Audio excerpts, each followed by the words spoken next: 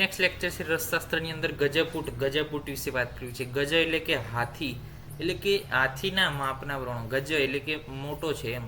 રાજહસ્ત પ્રમાણમ એટલે કે 1.25 જે છે મીટરનો, એટલે કે 1.25 મીટર એટલે કે આ એક હસ્ત પ્લસ સવા હસ્ત એટલે કે આટલો થશે. ઓકે, 1.25 બાય 125 એટલે કે રાજહસ્ત પ્રમાણ એને કહેવામાં આવે છે.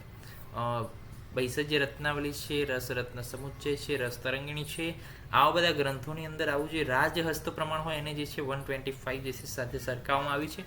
તો 125 રાજહસ્ત પ્રમાણમાં શું છે, ખાડો ખોદવાનો છે અને છાણાથી ભરી દેવાનો છે. કેટલા? 1000 છાણા.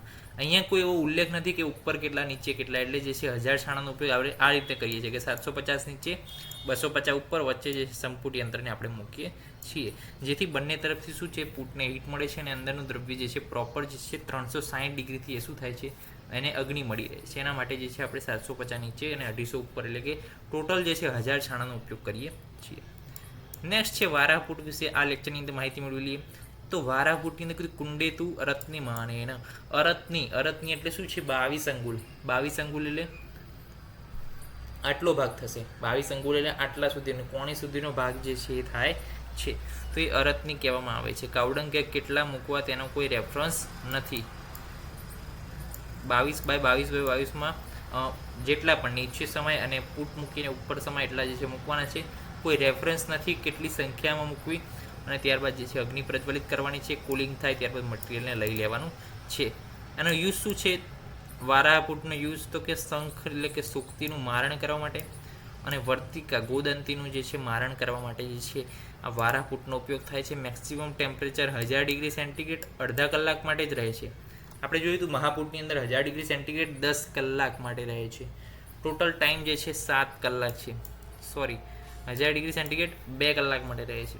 જોઈ લો, આવી રહ્યું મહાપુટમાં 1000 ડિગ્રી સેન્ટીગ્રેડ 2 કલાક માટે. ઓકે, અને એમાં 1000 ડિગ્રી સેન્ટીગ્રેડ અડધા કલાક માટે તાપમાન રહે છે.